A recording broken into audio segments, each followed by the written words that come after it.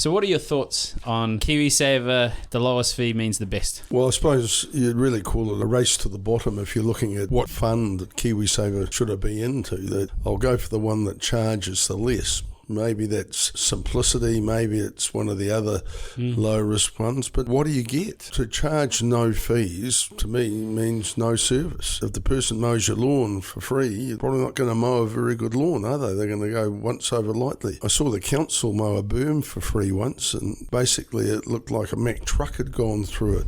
So you get what you pay for in life. Welcome to the NZ Guide to Financial Freedom podcast. It's run by the co-founders of a free online learning platform called moneyskills.co.nz, and it has the sole mission of providing every New Zealander the opportunity to live a more fulfilling life.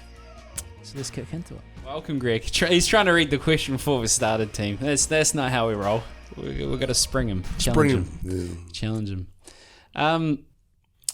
Thoughts on the current political party? It's wonderful. Yeah, wonderful. All right, you heard it here first. Yeah, I watched the news and Jacinda was saving Tonga. Oh, yeah? Yeah, I think she's really going for the UN job. No, yeah. It would be an easy win for her, really, surely. Because you got, like, world opinions quite favourable and varying opinion in New Zealand. Yes. We're trying to get Grant Robinson on the show. We'll see how we go. Yeah. I got told by one of the leading financial education providers in New Zealand, one of the colleagues worked with him and asked him on my behalf. And he said, I don't want to be on your podcast. It's Offbrand. I was like, what have I been doing? Have I been too authentic, Greg? Offbrand? Yeah. Well, we're NZ Guide to Financial Freedom. We're financial planners. They do financial education. What does Offbrand mean? Well, I couldn't get more information, but basically it's inconsistent with what they're trying to achieve. Which I didn't get. It's a nice way of saying we don't like you, I think. Or is it, what they're trying to do? Well, I suppose if you have a socialist agenda, you don't need investment advice because the state will give you the money you require to give, to support your lifestyle. And we'll determine whether your lifestyle's at that level, or my level, up here. Mr. Robinson's level, but I suspect we'll be down here, not up here. Down there, not up here. Geez, so you think Offbrand is he got a socialist undertone? I think being Offbrand is a compliment. Oh, is it? Yeah, because their brand is basically give people money they don't. Not the labour. It was like kind of like sorted, but not sorted. Kind of like an online provider that teaches education, but they said it was off-brand. Before you go down the political. Off-brand. Yeah, I don't get it. I'd rather people just tell me why. You know what I mean? Like, I don't mind. People are nice. But they care. But they it's a lot better people to front that than Grant Robinson. Look, we're going to have him on. I like to keep an overview. Who would you want? Who should we get on? I'll make a call. David Seymour or something. David Seymour would be better. You reckon? I could get Paul Goldsmith on if you wanted. Who I should know who that is, but I don't. He was the National Party finance spokesman, and now he's education, I think. Oh, yeah. Whatever. I don't mind. Like, I judge people as people, not like, parties. Yeah, no, I can get those people. Oh, yeah. Well, the hardest thing isn't getting them. The hardest thing is thinking of them. Like, if you're listening to this, send me an email at ryan@oneplan.co.nz. Tell me someone to get. I'll give it a whirl. I've called 2 of Grant Robinson's PAs. They remember me now. Yeah, but you're the bloke who didn't call him minister. Yeah, I did. Yeah. Hi, Grant. Yeah. Well, I'm not good at those whole prestigious accolades and titles. I don't really care. But anyways, if you're listening to this, Grant, Greg's hiding his enthusiasm, but we'd love to have you. We'll get in the question. He can come and see the rest of my Rita Angus paintings because he's a fan of Rita Angus. Yeah. Well, there you go. He opened the exhibition down in Wellington where one of my Rita Angus works is there. You can come see the other 3. There you go, Grant. Yeah, Grant. Come along. Come visit Greg. Okay, this is going off. And there's socialist chickens. It sounds like there's a dictator with the pecking. There's someone that's got the eggs. They're hoarding all the other chickens' eggs. Seems more dictator, I think. Well, I've got 3 or 4 of them. I've got about 4 hens sitting on piles of eggs at the moment. Wow. Are you too people-pleasing to get it from them? You don't want to upset the chicken. Or chicken-pleasing. Yeah, I don't know. I don't know if they're broody or just live with a collector, become a collector. Yeah, they're learning from the master. They're collecting eggs. Yeah, they're trying to get their version of Grant Robinson over. They're trying to get the Rita Angus of eggs. Is that the name? I don't know. Rita Angus. All right, moving on. So this is more of a commentary. And as Mary Holmes said this, so someone reached out to Mary Holmes and was talking, because Mary Holmes and a lot of the narrative out there is, KiwiSaver fees, the lower the better, and then the more money you get in the end. So this is from that. So you always say to look at fees, KiwiSaver fees, Mary Holmes, and I've never been that bothered before. But seeing in recent columns how high the fees can get with a bigger balance has been eye-opening. I've just checked my fund and there's a 1% base fee and 0.59% performance fee. At a balance of $45,000, I'm okay with those fees right now, as the fund has performed well. But I'll keep a closer eye on that in the years to come. Thanks for highlighting this for me.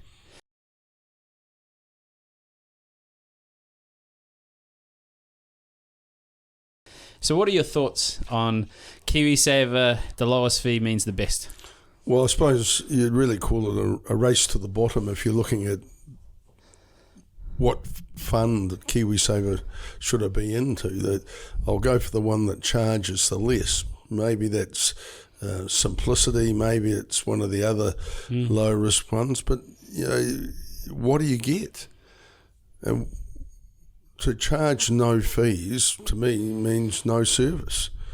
If the person mows your lawn for free, you're probably not going to mow a very good lawn, are they? They're going to go once over lightly. I saw the council mow a berm for free once, and basically it looked like a Mack truck had gone through it. So you get what you pay for in life. And KiwiSaver, of course, is actually a fairly low-cost investment product. It's been funded and subsidised by the government over a number of years, and that was the right thing to do to get people into the habit of saving and taking responsibility for their future. But it shouldn't be a free-for-all for life.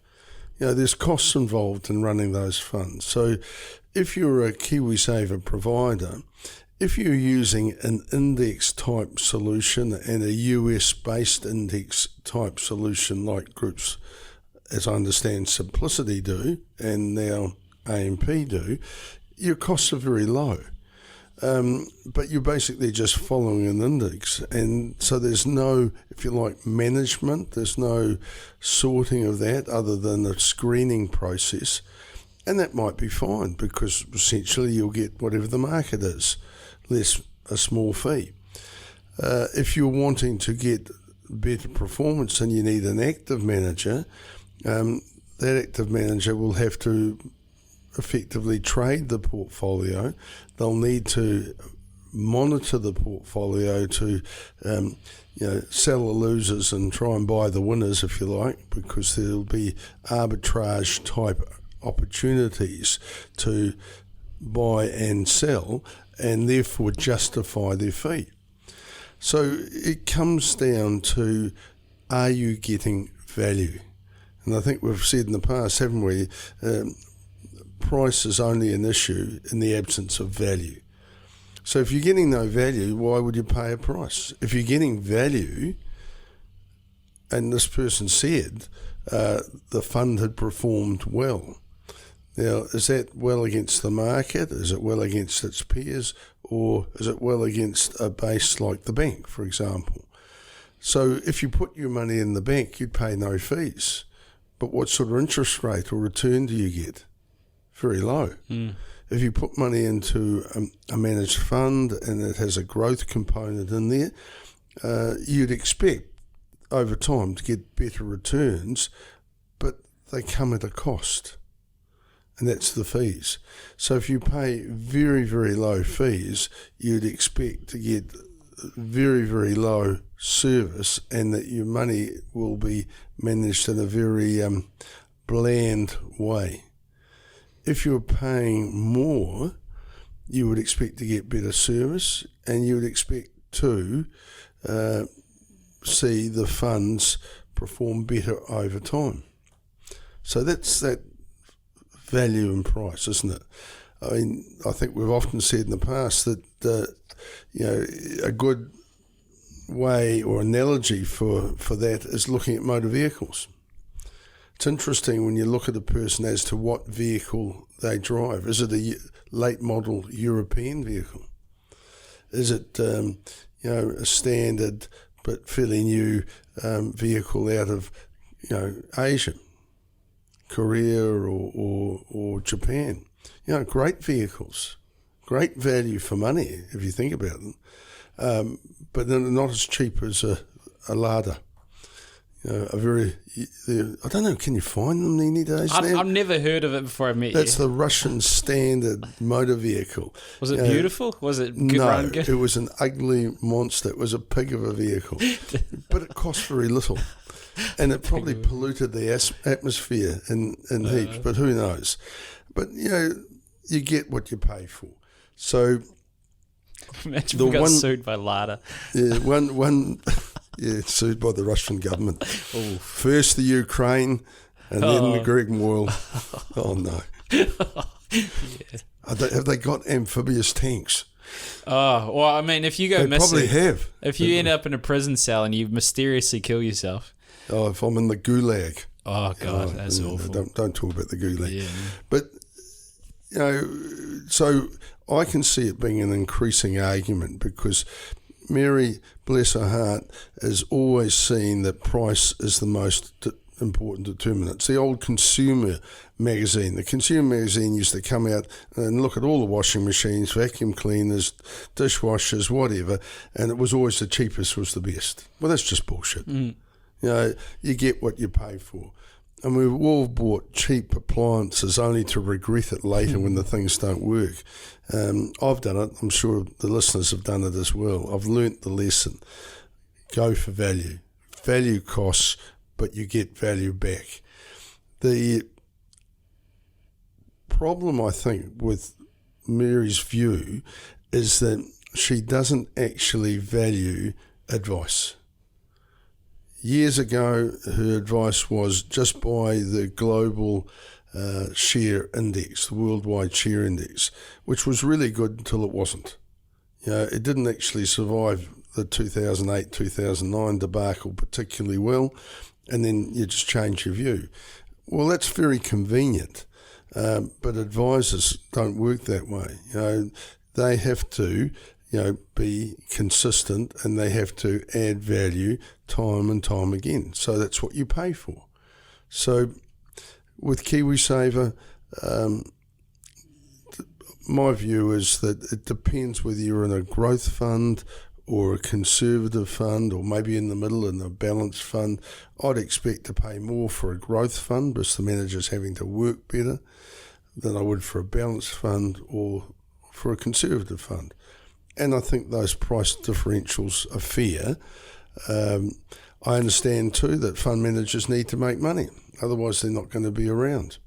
So again, unless we want, one KiwiSaver fund, and maybe the government would like that, one fund, our fund, where the fees are really, really low and the performance reflects that,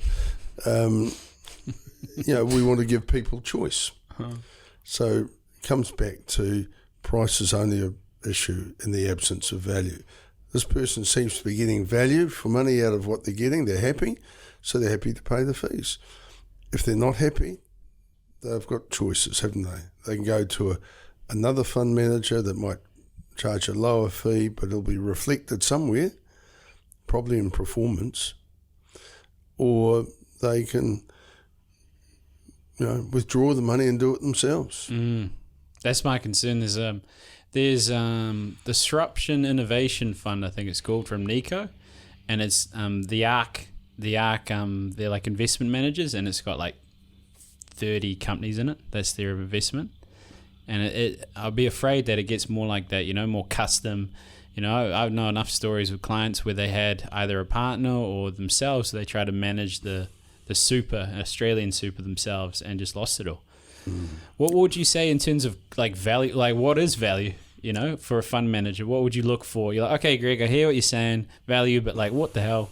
Well, value is in a number of areas, isn't it? You know, one value is about investment performance. It's one. Another one is about service, that and communication. Another one is that they protect the bottom line funds. To me, it's one thing to make money, but it's more important not to lose it.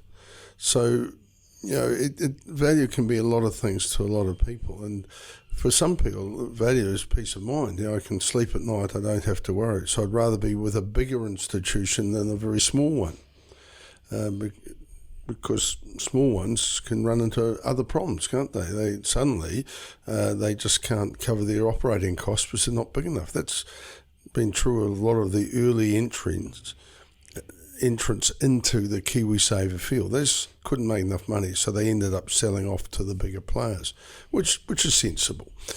But the value thing is very personal. Everyone sees value a bit differently, but I think with KiwiSaver is a fantastic way for younger people in particular to build up resources to ensure their well-being at a point in time where their income stops. The money needs to be sensibly invested. It needs, in my view, an institutional flavour for it, because you just alluded to something that I've seen, and it can happen here, and it certainly happened in Australia, is these self-managed super funds. And I just think they're the devil incarnate, really, because suddenly you think you know more than the professionals, that you know more than what the market should be telling you. You're just missing all the signs. And I've met people over the 35 years in this business whose partners have lost the money that was there for their retirement because they were doing dumb stuff. They were day trading, if you like, on the share market. They were doing other projects. They got involved in things they didn't really understand or know. And as a consequence, they or their survivors, because in one case I can think of the person didn't survive, are left sort of looking at an empty nest egg. The funds that were there for retirement are not there. And, that's incredibly sad. No young person of your age, in their 30s or 40s, should be in a situation when they hit retirement, whatever age that is, and not have sufficient funds to fund a decent lifestyle. The choice will be whether they are renting or owning. That comes down with what you do with the rest of your money, and that's a personal choice. And you don't have to be a homeowner. You could be renting. It just means that you'll need more savings to fund the lifestyle, including the cost of the rent. And you might hope that your parents will cark it and leave you a lot of money to buy a house, but, who knows? Yeah. They may need it. They may spend it. Yeah. If they come and see me, I'll be encouraging them to manage the money till it's all gone. Spend it. We've had kids spend your kids' inheritance. Yeah, well, it says a lot, but I've had young people reach out on behalf of their parents. New client recently, it's just became clients because of that, and we become more spending advisors, and it's a beautiful thing where they're not relying their whole future on the ability of their parents to give them money. Yeah, look, you and I have both seen lots of young people who've really got their act together. They're saving to buy a home. They've used their KiwiSaver to get into their first home. They're thinking about saving on top of that, but really the emphasis should be reducing debt. They're not hanging around waiting for their parents to go toes up to inherit. I really admire those people. They're out there. They're doing it, making conscious choices. there's more information for them out there than there was when I was their age. The cost of doing business is a lot less for them than it was in my day. If you got linked into some of the old insurance-linked savings schemes, they were horrendously expensive. They've pretty much gone. It's a lot more transparent out there in the marketplace. The concept of planning is much more accepted. People are aware of the lifestyle they want, and some of them, and I've seen it as well, are concerned that mum and dad should be enjoying a better life than they are, and using some of the resources that they've got, as opposed to trying to, have a fortress mentality around those resources for their children. And I've seen that, I'm saying, like, you're sacrificing your lifestyle to give your kids a better lifestyle. And they go, yeah. I'm saying, is that really sensible? And is that what your kids expect? And 95 times out of 100, it's not what the kids expect. Some do, don't get me wrong, but most don't. And, the extreme example that I said, and I may have used in the forecast, where a lady who was that I knew in Auckland, an elderly lady, died basically living in poverty. She basically moved from quite a big villa with lots of rooms, so she was living in 1 or 2 rooms. Basically it'd be the kitchen, the bathroom, and the bedroom. The house is falling down around her. The property is turning into a jungle. It's a half an acre property. Goes nowhere, does nothing, waiting for God, probably, and wouldn't use any of the equity in her home, wouldn't sell the property or parts of it, which she could have done, and has left an inheritance for a nephew of $80 million. I mean, that's just bizarre. It's like, maybe she'll get it right next time round if you believe in reincarnation, but if you don't, she's really stuffed up, isn't she? Maybe the nephew thinks kindly of her, but never used to visit her when I was there until much later on. And I knew this lady for 30 odd years. So, but she was trapped in that mentality that wasn't prepared to take advice, yet she had a very prestigious legal firm looking after her, and clearly they didn't see it that way. They didn't think outside the square to say, well, you're living in this very valuable property, you're spending no money on yourself or the property, why don't we look at another way? Either sell or use equity release as a means of achieving that. But they didn't do it. Accountants generally don't do it either. Financial planners, that's what we do. That's what we're paid to do. As financial coaches, to look outside the square and listen to what the vision, values and goals of our clients are. Fair. All right, well, if anyone's sitting there on a $80 million home and you're not enjoying life. Eight. I added a 0 on there. I did hear 8. I just said 80. Don't know why. But thank you for everyone that listened. And if you give us a review, maybe you should try pitch the review. We need some reviews, Greg. Well, I think it's good to get feedback, positive or negative, because we'll take it on the chin, and we don't have all the answers, if you like. But we have been giving people advice, the sane, sound, sensible advice for a long period of time, and none of my clients to date have run out of money before they've run out of life, because the plan is has the flexibility to change with circumstances. So there's plan A, plan B, and plan C. There. All right. Well played. Well, thank you. My pleasure. Until next time. Until next time.